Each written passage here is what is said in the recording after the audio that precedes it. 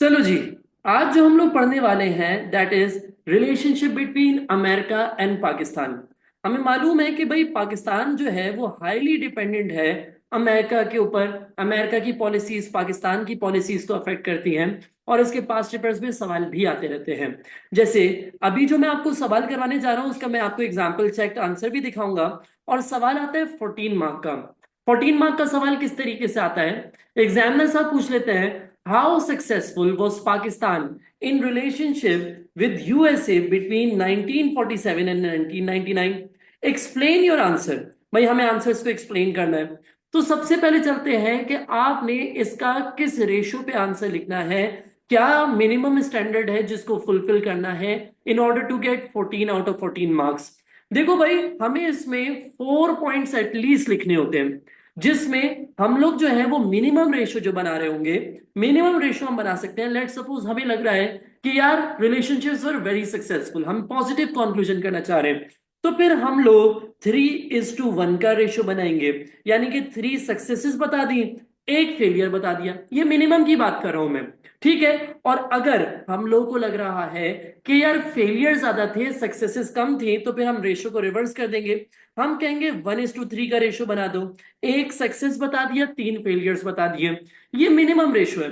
लेकिन मैं कभी भी अपने स्टूडेंट्स को एक्सपेक्ट नहीं कर रहा होता हूं कि वो बिल्कुल मिनिमम पे काम करके जाएं, कि एक भी गलती हुई उनके मार्क्स कटना स्टार्ट हो जाए।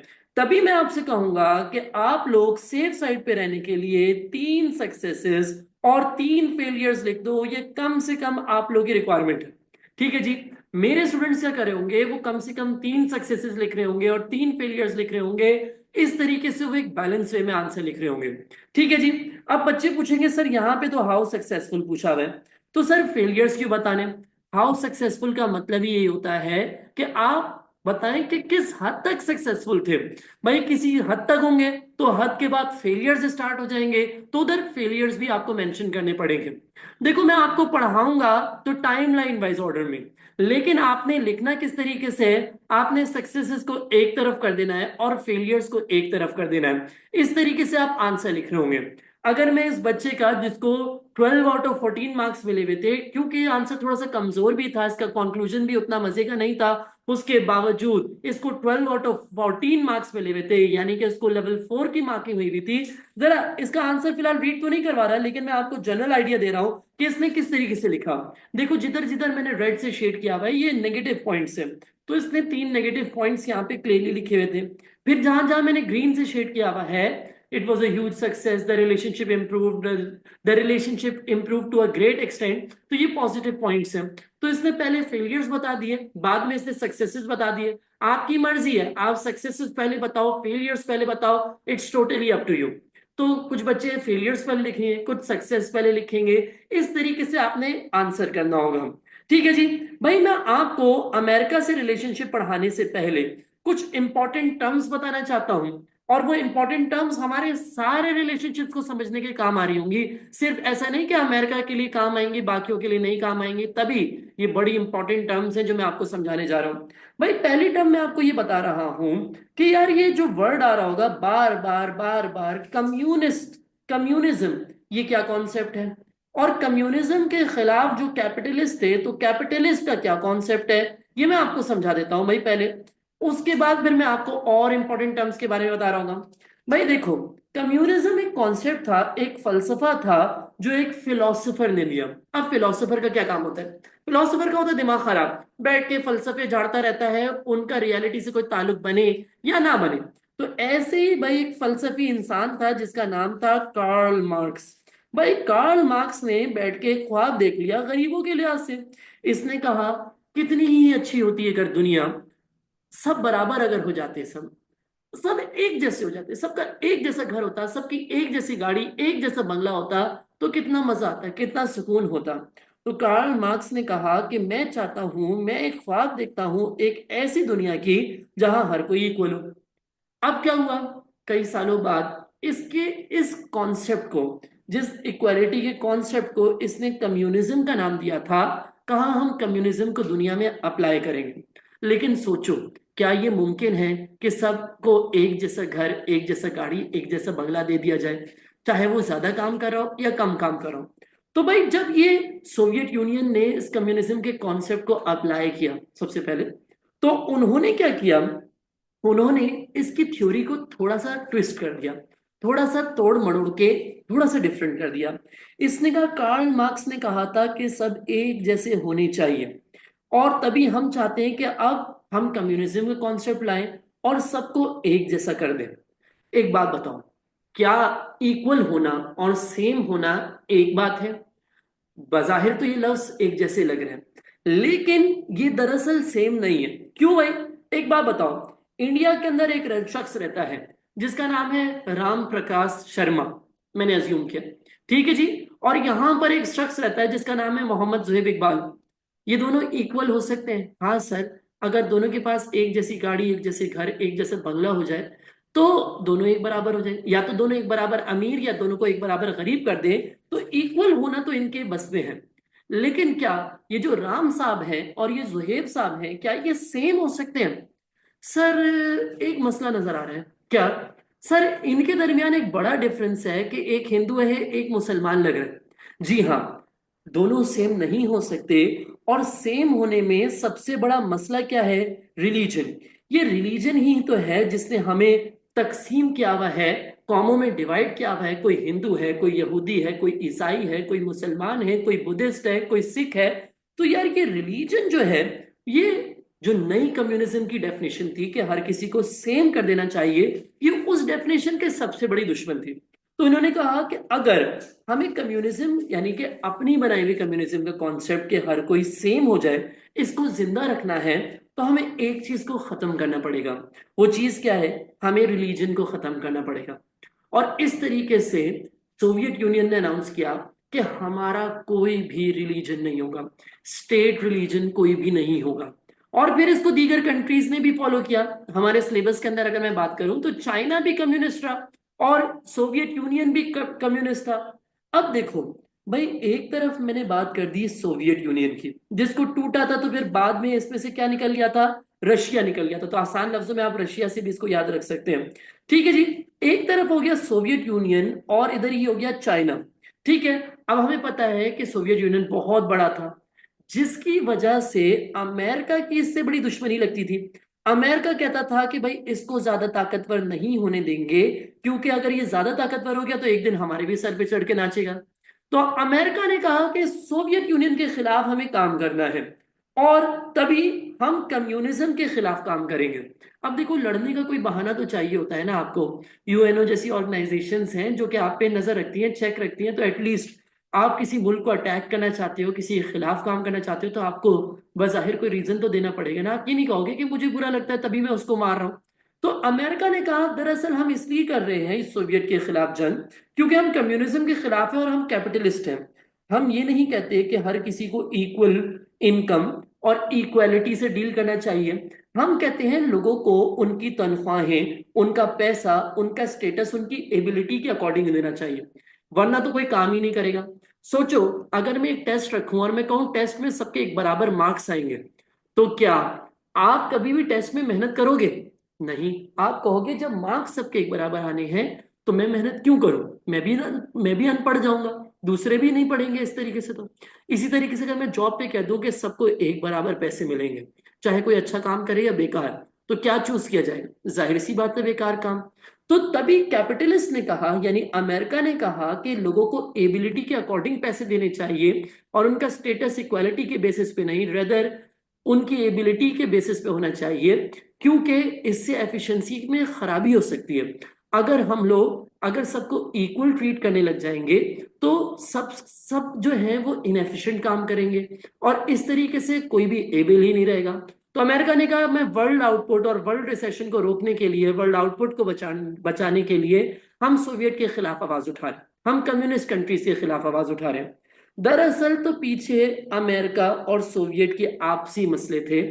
बजाहिर इन्होंने नाम दे दिया कैपिटलिस्ट और कम्युनिस्ट का, जिससे हमें एक बात समझ आ गई कि भाई चाइना और सोवियत यूनियन एक टीम में होंगे और यूएसए दूसरी टीम में होगा।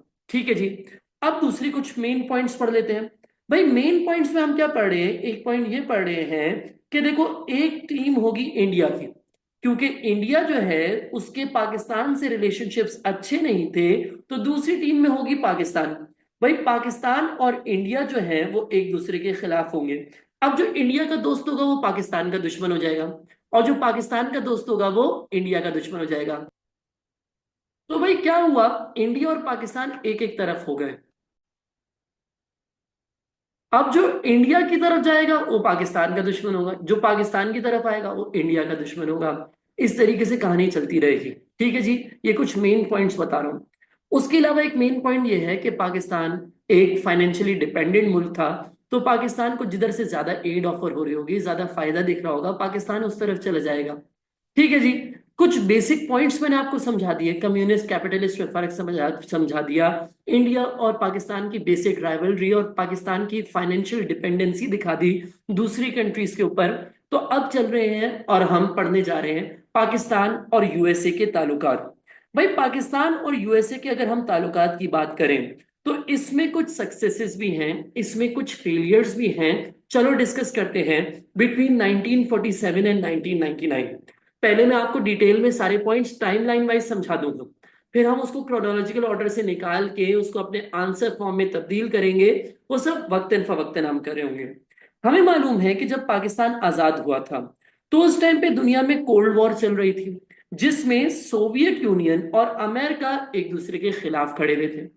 तो पाकिस्तान को डिसाइड करना था और इंडिया को भी डिसाइड करना था कि ये किसका साथ देंगे। इंडिया ने फैसला किया अपना स्ट्रॉन्ग फैसला। इंडिया ने कहा हम इस जंग में न्यूट्रल रहेंगे, ना हम अमेरिका का साथ देंगे ना हम सोवियत का साथ देंगे, हम न्यूट्रल ग्राउंड्स मेंटेन करेंगे। उसके बाद क्या होता है, पाकिस्तान को फैसला करना था। पाकिस्तान नेचुरली एलाय बनना चाहता था अमेरिका का, क्योंकि अमेरिका ने 1947 से ही पाकिस्तान की इंडिपेंडेंस की स्ट्रगल को प्रमोट किया, फेवर किया, तो पाकिस्तान नेचुरली अमेरिका का एक एलाय था। तो पाकिस्तान ने चाहा तो कि अमेरिका से इसको इनविटेशन आ जाए, बट अफसोस कि 1949 भी हो गया और पाकिस्तान को कोई इनविटेशन आया ही नहीं। तो उस टाइम पे सोवियत की तरफ से जोसेफ स्टालिन ने लियाकत अली खान जो हमारे प्राइम मिनिस्टर थे उनको मॉस्को में इनविटेशन दे दी, मॉस्को में दावत दे दी। अभी लियाकत अली खान सोच ही रहे थे कि क्या वो वाकई सोवियत यूनियन की तरफ चले जाएं। तो उसके फौरन ही बाद हैरी ट्रूमैन ने अपनी ट्रूमैन पॉलिसी के तहत पाकिस्तान को, यानी कि लियाकत अली खान को, वॉशिंगटन डीसी में इनविटेशन दे दिया। पाकिस्तान वॉशिंगटन डीसी को प्रेफर करता है, यानी कि हैरी ट्रूमैन के इनविटेशन को एक्सेप्ट करता है। So this was a success in relationship between America and Pakistan. जब लियाकत अली खान ने यहाँ पे विजिट किया तो पाकिस्तान एम्बेसी भी स्टैब्लिश हुई यूएसए के अंदर। So it was a success in relationship. Likewise हम पढ़ रहे हैं कि जब अमेरिका से रिलेशनशिप अच्छे होंगे तो आपको पता है कि फिर यूएसएसआर की ऑफर रिजेक्ट हो रही है, यूएसएसआर से हमारे ताल्लुकात डेफिनेटली खराब हो रहे होंगे। तो देखो दूसरा रिलेशनशिप भी हमें ऑटोमेटिकली आहिस्ता आहिस्ता समझ आता जा रहा है, एक को समझेंगे तो दूसरे का समझ आता रहेगा। इसके तहत क्योंकि पाकिस्तान ने अब ट्रूमैन पॉलिसी को फॉलो किया, तो क्या हुआ, पाकिस्तान ने फिर अमेरिका के साथ एक और एग्रीमेंट साइन किया। मई 19 को 1954 के अंदर पाकिस्तान ने MDAA यानी mutual defence assistance agreement join किया, जिससे पाकिस्तान को क्या बेनिफिट्स मिलने वाले थे। Pakistan received military and economic aid in return of the support that Pakistan was going to offer to USA. Pakistan की नेवी, आर्मी और एयरफोर्स अमेरिका के पैसों से बहुत बेहतर हो रही थी, लेकिन इसकी कोई शर्त थी। Every benefit comes with a cost. तो इसकी कॉस्ट ये थी कि पाकिस्तान ने इजाजत दी कि पाकिस्तान की सरजमीन को सोवियत यूनियन के खिलाफ इस्तेमाल किया जा सकता है, जिससे हमारे अल्टीमेटली यूएसएसआर से ताल्लुका खराब हो रहे होंगे। इसके अलावा पाकिस्तान ने 1954 और 55 के दरमियान एक और ट्रीटी साइन की, which was an American sponsored agreement against the government of Soviet union, यानी कम्युनिस्ट के खिलाफ एक एंटी कम्युनिस्ट एग्रीमेंट ज्वाइन किया, जिसको हम शॉर्ट में कहते हैं सीटो, और फुल फॉर्म क्या है, South East Asian Treaty Organisation. South East Asian Treaty Organisation जब साइन हुई, पाकिस्तान के प्राइम मिनिस्टर थे मोहम्मद अली बोगरा। अगर किसी ने बोगरा के बारे में नहीं पढ़ा तो वो जाए मेरे इनिशियल सेक्शन सी के लेक्चर्स जो यूट्यूब पे डले हुए हैं उनको देख सकता है। उसमें मैंने बाकायदा बोगरा का एक अलग रिकॉर्डिंग की हुई है जिसमें मैंने डिटेल में बताया हुआ है कि बोगरा कौन था, बोगरा क्या थे। भाई बोगरा जो है वो पहले तो यूएसए के एम्बेसडर थे, बाद में ये बन गए थे पाकिस्तान के prime minister, and he replaced Khawaja Nazimuddin as a Pakistan prime minister. तो क्या होता है, बोगरा के टाइम पे यूएसए से ताल्लुकात बहुत बेहतर होते हैं, और बोगरा जबान देकर आ जाते हैं कि अमेरिका की इस अमेरिकन स्पॉन्सर्ड पैक्ट को हम साइन कर रहे हैं, हम ज्वाइन करेंगे। ये क्या पैक्ट था कि भाई कम्युनिस्ट के खिलाफ पाकिस्तान इनकी मदद करेगा। इन शॉर्ट, पाकिस्तान रशिया के खिलाफ यानी कि सोवियत यूनियन के खिलाफ पाकिस्तान अमेरिका को सपोर्ट करेगा। अब पाकिस्तान ने इसको क्यों साइन किया? भाई पाकिस्तान एक्सपेक्ट करा था कि अगर अमेरिका का दुश्मन यानी सोवियत के खिलाफ पाकिस्तान अमेरिका को सपोर्ट देता है तो बदले में पाकिस्तान को मिलिट्री सपोर्ट मिलेगी अगेंस्ट इंडिया, क्योंकि भाई वो कम्युनिस्ट के खिलाफ भी तो आपको मदद कर रहा है ना पाकिस्तान, तो आप हमारे दुश्मन इंडिया के खिलाफ हमारी मदद कर दो। लेकिन लेकिन पाकिस्तान यहाँ थोड़ी गलत फहमी का शिकार था, क्योंकि इस ट्रीटी के अंदर क्लियरली लिखा हुआ था कि ये जो टर्म्स हैं they only apply to the communist aggression. यानी कि अगर आपको कोई कम्युनिस्ट कंट्री अटैक करेगी, जैसे सोवियत यूनियन आपको अटैक करता है, तो फिर आपको हम मदद करेंगे। कहीं पर भी ये नहीं लिखा हुआ था कि इंडिया जो कि कम्युनिस्ट कंट्री नहीं है, इंडिया का तो स्टेट रिलीजन भी है, इंडिया के अंदर तो कोई इक्वालिटी वाली बात भी नहीं है, तो इंडिया के खिलाफ हमें मदद नहीं मिलेगी। यही वजह है कि पाकिस्तान के जो फॉरेन मिनिस्टर थे उस टाइम पे जफरुल्लाह खान, ये जफरुल्लाह खान ये वही अहमदी हैं जिनका मैंने आपको प्रॉब्लम्स ऑफ अर्ली 1950s के अंदर भी समझाया था कि जब इनको फॉरेन मिनिस्टर बनाया था तो फिर उलमास की तरफ से बहुत प्रोटेस्ट हुई थी, बहुत ज्यादा मसला क्रिएट हुआ था। तो जफरुल्लाह खान साहब जो कि उस टाइम पे फॉरेन मिनिस्टर थे, उन्होंने इस पे साइन करने में, इसको फाइनलाइज करने में, इसकी फाइनल रेक्टिफिकेशन करने में काफी टाइम लगाया। और देखो, इवन दो ये टर्म्स एग्री हो गई थी 1954 में, but the final rectification came in 1955। So this shows के हमारे अमेरिका के इस एग्रीमेंट पे कुछ खास भरोसे नहीं थे। हमें कोई खास उम्मीदें नहीं थी इससे कि हमें इंडिया के खिलाफ मदद मिलेगी। और ऐसा ही हुआ जब 1965 की जंग हुई और जब 1971 की जंग हुई, क्या अमेरिका ने पाकिस्तान को कोई मदद की? पाकिस्तान ने दो बार रिक्वेस्ट की अमेरिका से कि वो यहाँ पे एक मिलिट्री बेस बना दे पाकिस्तान में ताकि हम इंडिया के खिलाफ इसको यूज कर सके, लेकिन अमेरिका ने ऐसा कुछ भी नहीं किया। तभी जब 1971 में Zulfikar Ali Bhutto came into power, यानी जब जंग हुई थी 71 की, उससे एक साल बाद भुट्टो जब पावर में आया, यानी कि उसी साल जब भुट्टो पावर में आया, तो एक साल बाद यानी कि 1972 में भुट्टो ने सीटों से रिजाइन कर दिया। तो this was a failure in relationship. यहाँ पे देखो, जहां हमने सक्सेसेस पढ़ी वहां पे हम लोगों ने फेलियर्स को भी, वैसे तो आगे की बात है लेकिन यहीं पे डिस्कस कर लिया, तो सीटों की कहानी यहाँ पे पूरी हो गई। भाई एक अलग से भी 7 मार्क का सवाल आता है, वाई पाकिस्तान लेफ्ट सीटो इन 1972।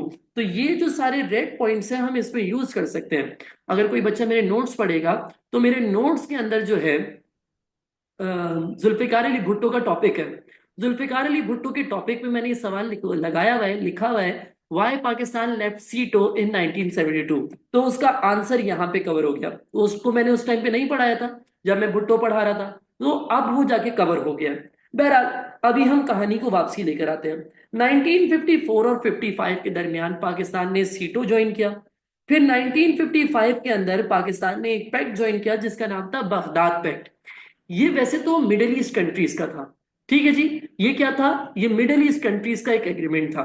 बेसिकली जो यूएसएसआर था वो एक के बाद एक मिडिल ईस्ट कंट्रीज को हथियाना चाहता था, कब्जा करना चाहता था। तो बहुत सारी कंट्रीज जैसे कि तुर्की, पाकिस्तान, ईरान, इराक वगैरह वगैरह ने मिल के इस एग्रीमेंट को साइन किया और कहा कि किसी को भी अगर यूएसएसआर अटैक करता है तो सब मिल के उसका साथ देंगे। बाद में इराक इससे निकल गया था 1959 में। तो फिर जो वेस्टर्न कंट्रीज थे उन्होंने इसको ज्वाइन कर लिया था, जैसे कि ब्रिटेन ने इसको ज्वाइन किया। अमेरिका ने कभी इसको ऑफिशियली ज्वाइन तो नहीं किया, लेकिन अमेरिका ने अपनी सपोर्ट जरूर अनाउंस की इसके लिए, इसके कॉज के लिए। अमेरिका ने कहा जो काम यूएसएसआर के खिलाफ हो रहा है हम उसमें साथ तो जरूर देंगे। तो भाई पाकिस्तान ने जब ये बगदाद पैक्ट साइन किया तो उस टाइम इनिशियली तो उसका नाम बगदाद पैक्ट था, लेकिन जब बाद में ब्रिटिश ने या फिर अमेरिका ने इसके लिए सपोर्ट अनाउंस की तो फिर इसका नाम चेंज हो गया था और नाम हो गया था सेंट्रल ट्रीटी ऑर्गेनाइजेशन। और हम इसको शॉर्ट में कहते हैं सेंटो। सेंट यहां से निकला और भी टी ओ यहां से निकला, इस तरीके से इसका टोटल नाम हो गया CENTO. I hope that's clear. भाई क्या होता है, पाकिस्तान के इनिशियली रिलेशनशिप्स अमेरिका के साथ बहुत अच्छे चल रहे थे। 1961 के अंदर पाकिस्तान ने यूएसए को विजिट भी किया। अयूब खान जो पाकिस्तान के प्रेसिडेंट थे, उन्होंने यहाँ पे विजिट भी किया। आप ये तस्वीर भी देख सकते हैं, ये सोर्स बेस्ड सवाल भी आया हुआ है।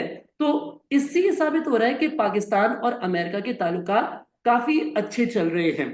ठीक है जी, व्हाइट हाउस में अयूब खान जा रहे थे, इनको बड़ा अच्छा वेलकम भी किया गया वहां पे, तो सब कुछ बड़ा अच्छा चल रहा था। लेकिन होता क्या है भाई, होता कुछ इस तरीके से है कि 1962 के अंदर चाइना और इंडिया की आपस में वॉर हो जाती है। अब जरा कहानी को रिवर्स करके लेकर आओ। भाई मैंने आपको बताया था कि कम्युनिस्ट और कैपिटलिस्ट आपस में दुश्मन थे, और कम्युनिस्ट सिर्फ सोवियत यूनियन नहीं था, साथ साथ रशिया भी, सॉरी, साथ साथ चाइना भी कम्युनिस्ट कंट्री थी। तो अब बताओ कि अगर चाइना और इंडिया आपस में दोस्त हो गए तो भाई अमेरिका किसका साथ देगा? पाकिस्तान का की खातिर रुक जाए या वो चाइना के खिलाफ जाके इंडिया को सपोर्ट करे? देखो भाई, जैसे मैंने आपको बताया कि पाकिस्तान नेचुरली अमेरिका का साथी होना चाहता था, तो वैसे ही इस लव ट्रायंगल में अमेरिका जो है वो इंडिया को पसंद करता था। अमेरिका हमेशा से इंडिया का साथ देना चाहता था। तो होता क्या है, चाइना और इंडिया की इस जंग में अमेरिका ने इंडिया को सपोर्ट करने का फैसला किया। अमेरिका ने होल हार्टेड सपोर्ट अनाउंस की, क्योंकि चाइना एक कम्युनिस्ट कंट्री था और अमेरिका का ओपोनेंट था, क्योंकि कम्युनिस्ट सारे अमेरिका के दुश्मन है। तो भाई अमेरिका का साथ देने के लिए, सॉरी, इंडिया का साथ देने के लिए अमेरिका ने वादा कर दिया। अब ये बात पाकिस्तान को बिल्कुल पसंद नहीं आई। पाकिस्तान ने कहा कि यार आप हमारे दुश्मन को सपोर्ट कर रहे हैं, हम आपके लिए सेंटो कर रहे हैं, हम आपके लिए सीटो कर रहे हैं, हम आपके लिए mutual defence assistance agreement sign कर रहे हैं, और आप इंडिया का साथ दे रहे हो। एटलीस्ट अगर आपको इंडिया का साथ देना था तो आप इंडिया से फोर्स करवाते कि कश्मीर हमारा है। और अगर आप ये भी नहीं कर सकते थे तो एटलीस्ट आप एक बार पाकिस्तान से पूछ तो सकते थे कि यार इंडिया का साथ दें कि नहीं दें, हम इजाजत दे देते तो उसके बाद आप लोग ये काम कर लेते। लेकिन अमेरिका ने ऐसा कुछ भी नहीं किया। तो फिर पाकिस्तान ने कहा कि भाई आप हमारे साथी नहीं है तो हम भी आपके दुश्मनों की तरफ जाएंगे। ठीक है जी, पाकिस्तान ने अमेरिका को क्या कहा, तू है हर जाई तो अपना भी ये तौर सही, तू नहीं कोई और सही, और नहीं तो और सही। और इस तरीके से अमेरिका ने क्या किया, पाकिस्तान ने क्या किया, पाकिस्तान ने कहा जरा चाइना का विजिट तो करके आओ। 1962 में अयूब खान जो है वो चाइना से ताल्लुकात मेंटेन करने शुरू हो गए। फिर 1965 में पाकिस्तान जो है, अयूब खान साहब यूएसएसआर भी चले गए। ठीक है जी, तो यहाँ पे आप देख रहे हो कि हम लोग अब कम्युनिस्ट की तरफ हाथ बढ़ाने शुरू हो गए। पाकिस्तान को तो एड चाहिए भाई, जिधर से भी आए, चाहे अमेरिका दे, यूएसएसआर दे, चाइना दे, पाकिस्तान को तो जरूरत है। यही वजह है कि जब 1965 में पाकिस्तान और इंडिया की जंग हो गई थी ओवर कश्मीर इशू, तो उस टाइम पे अमेरिका ने और यूएसए ने दोनों कंट्रीज की वेपन्स की सप्लाई के ऊपर एम्बार्गो इम्पोज कर दिया। एम्बार्गो मतलब complete ban on the supply of weapons.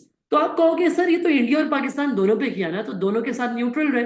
नहीं, पाकिस्तान डिपेंडेंट था अमेरिका की सपोर्ट के ऊपर, इंडिया कभी डिपेंडेंट नहीं था। तो ये जो एम्बार्गो है ये इंडिया के लिए उतना नुकसानदेह नहीं था जितना पाकिस्तान के लिए नुकसानदेह था। और यही वजह है कि जब 1965 में पाकिस्तान और इंडिया की जंग हुई, तो इस जंग को खत्म करवाने के लिए यूएसएसआर ने हाथ उठाया, और यूएसएसआर ने कदम उठाते हुए पाकिस्तान और इंडिया के दरमियान एक एग्रीमेंट अरेंज किया जिसका नाम था ताशकंद एग्रीमेंट। तो जब अमेरिका हमसे हटता जा रहा है तो यूएसए हमसे करीब आते जा रहे हैं।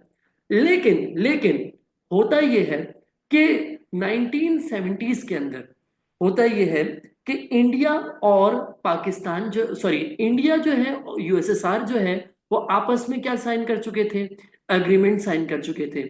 यही वजह है कि जब 1971 की जंग हुई तो यूएसएसआर ने हमारा साथ नहीं दिया था, उसने इंडिया का ही साथ दिया था। तो पाकिस्तान डिपेंडेंट हो गया दोबारा से यूएसए की तरफ से। जब 1971 में इंडिया और पाकिस्तान की जंग हुई तो यूएसए ने पाकिस्तान को कोई सपोर्ट नहीं दी। हाँ, एक वार्निंग जरूर दी थी इंडिया को कि पाकिस्तान को अटैक ना किया जाए, otherwise it did not go further. तो पाकिस्तान को कोई खास सपोर्ट नहीं मिली। तभी जब भुट्टो पावर में आया, तो भुट्टो ने क्या किया, पाकिस्तान से सबसे पहले तो क्या किया, सीटों को छोड़ने का फैसला किया। दूसरी बात, भुट्टो ने कहा हम अपने मुल्क को एटमी कुव्वत बनाएंगे, एटमी पावर बनाएंगे, चाहे हमें घास खा के जिंदा रहने पड़े, हम पाकिस्तान को न्यूक्लियर पावर देंगे। अमेरिका को ये नहीं पसंद कि कोई भी छोटा मुल्क, खासतौर पे मुसलमान मुल्क, एटॉमिक पावर बन जाए। तो अमेरिका ने पाकिस्तान को उस टाइम और ज्यादा क्रिटिसाइज किया। और इस तरीके से जब से भुट्टो पावर में है, who was considered anti American, Bhutto को एंटी अमेरिकन समझते थे, तभी ताल्लुकात डाउनफॉल में जाने शुरू हो गए। और जब जियाउल हक पावर में आया 1977 में मिलिट्री रूल के तहत, तो उस टाइम तो रिलेशनशिप्स रॉक बॉटम पे पहुंच गए। अमेरिका को मिलिट्री रूल नहीं पसंद। लेकिन क्या हुआ कि एकदम से 1979 में मिराकुलसली पाकिस्तान और अमेरिका के ताल्लुकात एकदम बेहतरी की तरफ चले गए। ये टॉपिक हमारा, हम जियाउल हक की गवर्नमेंट के अंदर भी पढ़ चुके हैं, जिसको हमने अफगान मिरेकल का नाम दिया था। तो चलो अब पढ़ते हैं अफगान मिरेकल के बारे में। अच्छा जी, तो बेटा जैसे मैंने आप लोगों से जिक्र किया कि जियाउल हक जब पावर में आया था, तो रिलेशनशिप्स एकदम रॉक बॉटम पे आ गए थे 1977 में। लेकिन 1979 में ये मिराकुलसली ऊपर जाने शुरू हो गए, बेहतरी की तरफ चले गए। तो ऐसा क्या हुआ जिसकी वजह से रिलेशनशिप्स इतने बेहतर हो गए? भाई हुआ ये कि 1979 के अंदर होता ये है कि अफगानिस्तान के अंदर कम्युनिस्ट और कैपिटल इस्लामिक पार्टीज का आपस में झगड़ा नजर आया। आपको यकीन नहीं आएगा, लेकिन अफगानिस्तान के अंदर भी एक प्रेसिडेंट ऐसे आए जिनका कॉन्सेप्ट था कम्युनिज्म पे बिलीव करना। भाई ये चाहते थे कि मुल्क के अंदर रिलीजन खत्म हो जाए, और इन्होंने ऐसा काम भी किया। तभी इस्लामिक ग्रुप्स ने इनके खिलाफ रिबेल किया, और यहाँ पे कम्युनिस्ट और इस्लामिक ग्रुप्स के अंदर एक झगड़ा नजर आया, एक जंग नजर आई। अब इस जंग की कैफियत का फायदा उठाना चाहता था सोवियत यूनियन। सोवियत यूनियन ने क्या किया, इसने कहा कि भाई हम तो अपने कम्युनिस्ट भाइयों को मदद करना चाहते हैं, और हम इनसे अपनी प्यार मोहब्बत का इजहार करने के लिए अपनी फौज लेकर आ रहे हैं, ताकि हम यहाँ के प्रेसिडेंट को कत्ल करके अपनी मर्जी की, यानी कि कम्युनिस्ट गवर्नमेंट यहाँ पे इम्पोज करवा सके। लेकिन क्या इनका मकसद था अफगानियों के कम्युनिस्ट को सपोर्ट करना? नहीं। दरअसल तो यूएसएसआर सिर्फ अफगानिस्तान पे कब्जा करना चाहता था, जिसकी वजह से बस इसने एक बहाना ढूंढा कि हम भी कम्युनिस्ट, यहाँ पे लड़ने वाले भी कम्युनिस्ट, तो हम आ रहे हैं अपनी फौज लेकर इनकी मदद करने के लिए। और इस तरीके से ये मुंह उठा के अपनी फोर्सेस ले आए।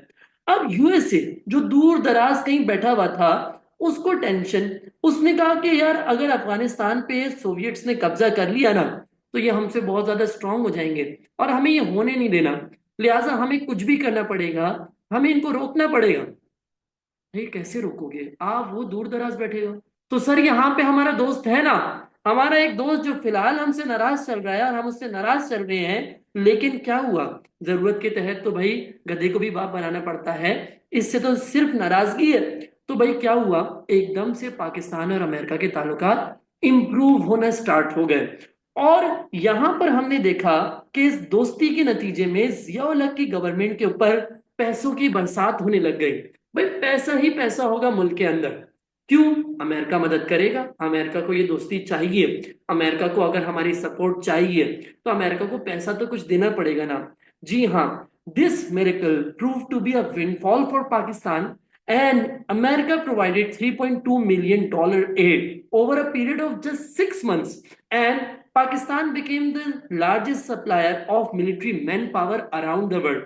50,000 सोल्जर्स तो पाकिस्तान के सिर्फ मिडिल ईस्ट और अरब कंट्रीज में काम कर रहे थे, जैसे लीबिया, ओमान और ईरान, कुवैत, अरब। तो यहाँ पे सब पाकिस्तानी वर्कफोर्स काम करी, पाकिस्तान के फौजी काम करे। पाकिस्तान की फौजी इतनी बड़ी हो गई थी। Karachi became the best naval base in the region. UK ने भी हमें सपोर्ट अनाउंस कर दी, यूके ने भी कहा हमें 30 मिलियन पाउंड की पहले हिट दी, फिर 16 मिलियन पाउंड की हिट दी। लेकिन अभी हमारा कंसर्न यूके नहीं है, हमारे रिलेशनशिप चल रहे हैं अमेरिका के साथ, तो फोकस उसी पे रखना है आपने। भाई 1981 के अंदर भी यूएसए ने हमें $1.6 बिलियन का पैकेज दिया 5 साल के पीरियड में। उसके बाद हमें लो इंटरेस्ट रेट पे मजीद $1.5 बिलियन का लोन दिया, जिससे हम यूएसए के मॉडर्न वेपन्स खरीद पाए। 1986 में यूएसए ने हमें 4.2 बिलियन डॉलर की मिलिट्री और इकोनॉमिक एड दी, and Pakistan became the third largest recipient of US aid. पैसा आ रहा है ना, ऐसी थोड़ी मैंने कहा था कि पैसा ही पैसा होगा, हो रहा है पैसा के नहीं। 81 में भी पैसा आ गया, 1.6 बिलियन डॉलर आ गया, फिर 1.5 बिलियन डॉलर आ गया लो इंटरेस्ट रेट के लोन पे। भाई 1986 में 4.2 बिलियन डॉलर आ गया। इससे कम पैसा लग रहा है आपको क्या? आज के दौर में इतना ज्यादा लग रहा है, तो सोचो 1980s में कितनी बड़ी अमाउंट होगी जब इन्फ्लेशन रेट भी इतना ज्यादा नहीं था। लेकिन ये एड और ये दोस्ती सिर्फ तब तक रही जब तक यूएसए को पाकिस्तान से मतलब था।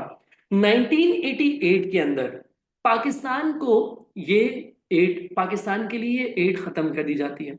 बेसिकली 1988 में दोनों कंट्रीज यानी कि यूएसएसआर और USA, they were trying to find a way to end this war. इन दोनों ने आपस में एग्रीमेंट किया कि हम अपनी फोर्सेस यहां से वापसी ले जाएंगे, अफगानिस्तान को खाली कर देंगे। और जैसी वो वॉर खत्म हुई तो ये मुआवजा खत्म हो गया, जिसके तहत पाकिस्तान के ऊपर पैसों की बरसात हो रही थी। और जो फ्यूचर गवर्नमेंट्स आई, जैसे बेनजीर की गवर्नमेंट आई 1988 और 90 के दरमियान, तो उनके लिए बड़ा फाइनेंशियल कंस्ट्रेंट बन गया ये। क्यों भाई? क्योंकि जिया हक की जो पॉलिसीज थी वो पाकिस्तान के लिए काफी नुकसानदेह साबित हुई। जिया हक ने क्या किया था, इन एड के बदले में अमेरिका से एक झूठा वादा कर दिया। 1985 में जिया हक ने प्रेसलर मुआहिदा साइन कर दिया, प्रेसलर अमेंडमेंट एक्ट साइन कर दिया यूएसए के साथ। यूएसए ने कहा आपको सर बहुत एड मिलेगी, जो एड मांगे वो मिलेगी, लेकिन ये एग्रीमेंट में लिखा हुआ है कि अगर आप हमसे एड लेंगे तो फिर आप अपना न्यूक्लियर वेपन नहीं बना सकते। जिया ने कहा हाँ हाँ अभी एड तो दो, न्यूक्लियर भी करते हैं, नहीं करेंगे यार देखा जाएगा। उसने वो टोपी ड्रामे वाली बात की और यहां से एड भी पकड़ता रहा, और पीछे पाकिस्तान अपनी न्यूक्लियर पॉलिसी को भी डेवलप करता रहा। क्या ये बात अमेरिका को मालूम नहीं थी? अमेरिका को भी मालूम थी। तो अमेरिका ने इस पे क्या किया, अमेरिका ने खामोशी रखी। तब तक खामोशी रखी जब तक इसको पाकिस्तान की जरूरत थी। लेकिन जैसे ही पाकिस्तान की जरूरत खत्म हुई, अमेरिका की सोई भी बंद आंखें एकदम खुल गई। कहा नहीं नहीं, आप लोग तो हमारे खिलाफ काम कर रहे हैं, आप लोगों ने तो हमसे एग्रीमेंट साइन किया था कि आप अपना न्यूक्लियर डेवलप नहीं करेंगे, इसके बाद आप अपना न्यूक्लियर डेवलप कर रहे हैं। तो क्या हुआ, पाकिस्तान को जो इसने पैकेज दिया था उसका फिर हिसाब बराबर भी किया अमेरिका ने। पाकिस्तान ने क्या किया था, पाकिस्तान ने अमेरिका से पैसे देके डिलीवरी करवानी थी 28 F-16 फाइटर जेट्स की। अमेरिका ने पाकिस्तान को ना ये पैसे दिए, ना ही ये फाइटर जेट्स अमेरिका ने पाकिस्तान को दिए। और कहा कि क्योंकि पाकिस्तान ने प्रेसलर अमेंडमेंट की खिलाफ वर्जी की है तो अब पाकिस्तान को इसका नुकसान उठाना पड़ेगा। पाकिस्तान ने कहा भाई क्यों आप हमारे न्यूक्लियर को रोकना चाहते हैं? जब इंडिया अपना न्यूक्लियर डेवलप कर रहा है तो आप हमें अपना न्यूक्लियर क्यों डेवलप नहीं करने देना चाहते? तो उस टाइम पे पाकिस्तान और अमेरिका के ताल्लुकात काफी खराब हो गए थे। फिर आपको मालूम है कि बाद में बेनजीर जो है वो 2 बार प्राइम मिनिस्टर बनी। तो बेनजीर ने पहले भी यूएसए को विजिट किया और उस टाइम पे सदर बुश थे, उनसे मुलाकात की और रिलेशनशिप्स को बेहतर बनाने की काम किया। और बाद में भी जब बेनजीर प्राइम मिनिस्टर बनी तब भी इन्होंने पाकिस्तान के और अमेरिका के ताल्लुकात बेहतर बनाने के लिए काम किया।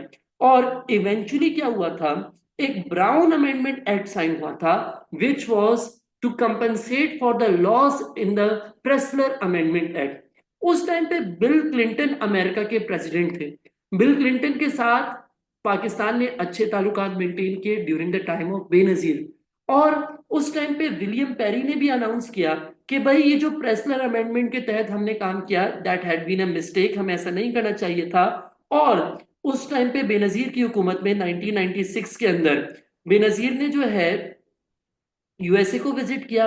और बाद में इनकी वाइफ, जो बिल क्लिंटन की वाइफ है हिलरी क्लिंटन, और उनकी बेटी चेल्सी ने पाकिस्तान को विजिट किया और इवेंचुअली इनके ताल्लुकात बेहतर हुए।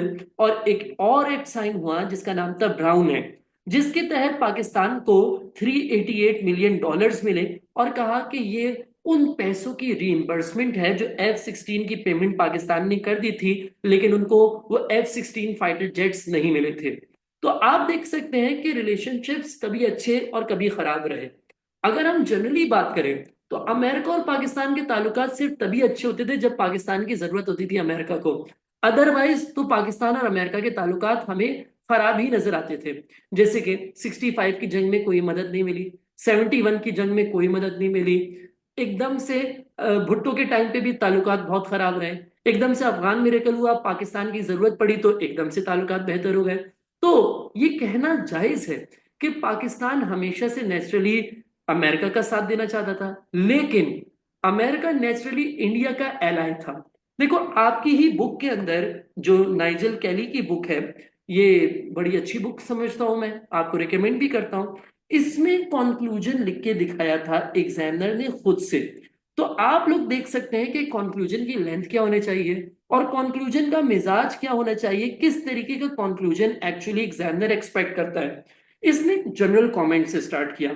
इसने कहा generally between the relationship between the two countries varied in the period. भाई 1947 और 1999 के दरमियान रिलेशनशिप्स वेरी करते रहे, but they were generally good, अमूमन ठीक ही नजर आते थे। However, it could be said that they were not that successful. बहुत सक्सेसफुल तो नहीं थे, because USA would probably have preferred to have allied with India.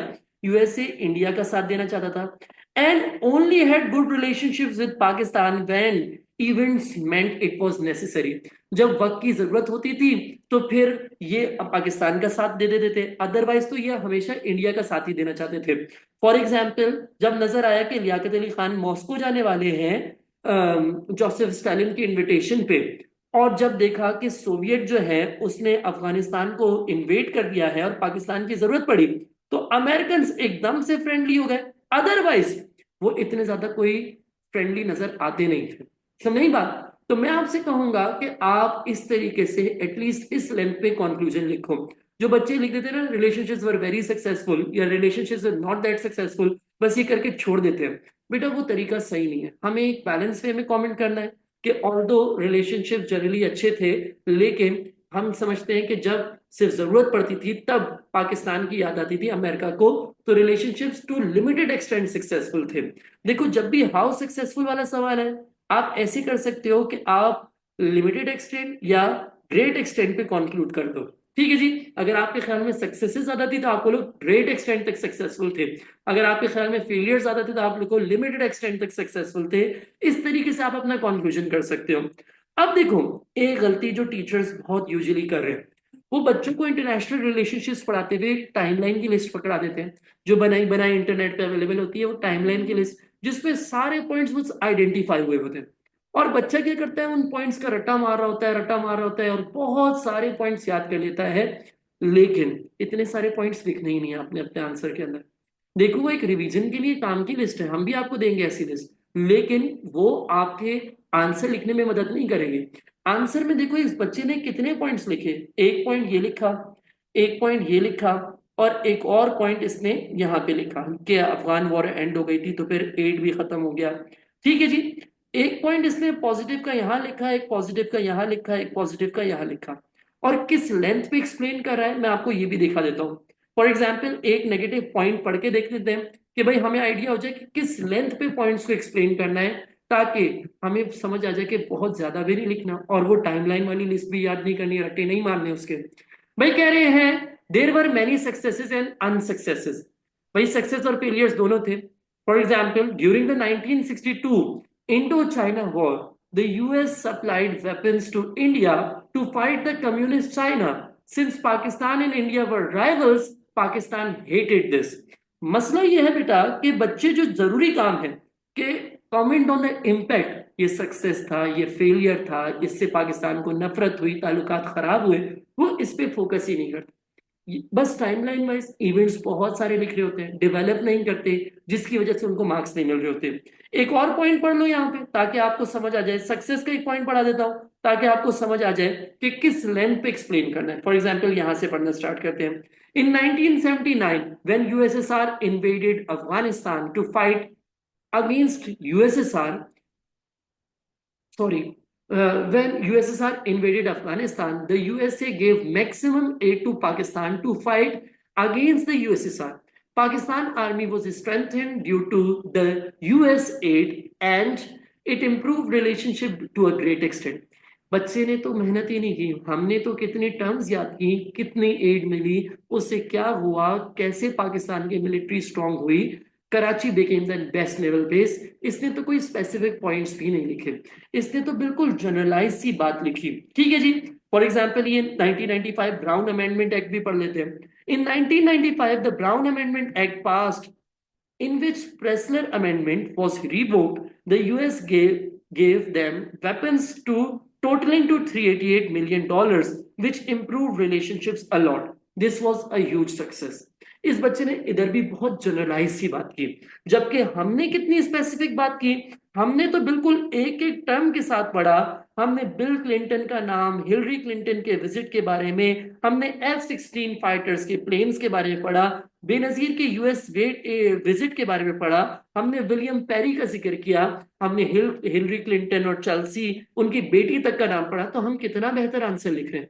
सोचो, क्या हमें 14 आउट ऑफ 14 मार्क्स नहीं मिलेंगे? बिल्कुल मिलेंगे। क्यों सर? इस बच्चे को इतना जनरल आंसर लिखने पे भी कितने मार्क्स मिल रहे हैं? 12 आउट ऑफ 14 मार्क्स मिल रहे हैं। क्योंकि एग्जामिनर साहब क्या कह रहे हैं, this candidate understood the importance of how successful in the question, और उसके अकॉर्डिंग इसने आंसर किया, rather than just describing the events in chronological order.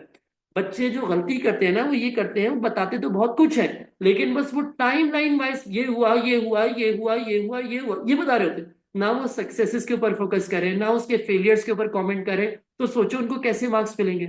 यहां पर पूरी टाइम लाइन, सारे इवेंट्स 47 से 99 बताने की जरूरत नहीं है। आपने बस उतने इवेंट्स बताने हैं जितने आप डेवलप करके लिख पाओ, चाहे 3:3 का रेशियो बनाओ, चाहे 3:1 का रेशियो बताओ। मिनिमम मैंने आपको बता दिया 3:1 का रेशियो, 3 एक साइड पे, एक दूसरे साइड पे, ये मिनिमम है। लेकिन मैं आपसे कहूंगा 3:3 लिखो, ताकि कहीं कोई ऊंच नीच हो जाती है तो फिर दूसरे पॉइंट्स उसको ओवरकम करने के लिए इतना टाइम होता है हमारे लिए। ठीक है जी। आई होप कि आपको आज की क्लास समझ आ गई है। मैं रिकॉर्डिंग ऑफ कर रहा हूं, फिर जो सवाल जवाब हो आप मुझसे पूछ सकते हैं।